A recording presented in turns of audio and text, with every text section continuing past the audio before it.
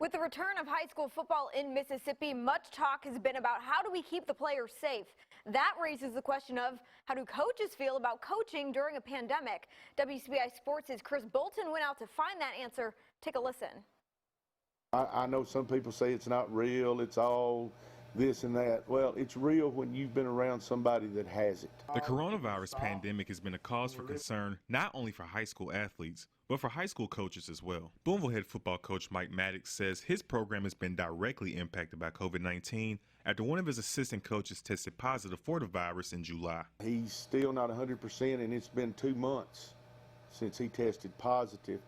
Of course, he's over the contagious part, but he is very, very weak right now. Just, it affects everybody. Maddox says he believes the players and himself have a heightened awareness for how important it is to be safe after seeing for themselves what it's capable of. I'll be honest, I was a little nervous at first, but as we've gone along, the kids have been wonderful about doing what we asked them to do. Our coaches have been wonderful.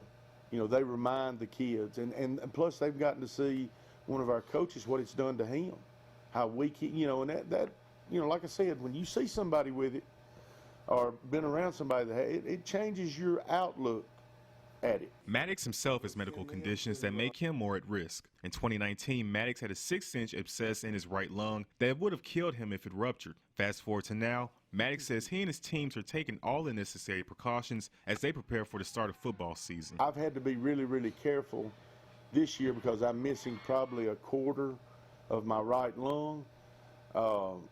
So I have to kind of take this stuff very, very serious. I'm very, very respectful of this. We haven't crawled in a corner and laid down and played dead. We can't do that. We have to go on with living, But you better respect this thing. Through it all, he's determined to be there for the Blue Devils as his team and many others learn how to navigate playing during the pandemic. I've made some obligations to some parents, to some kids.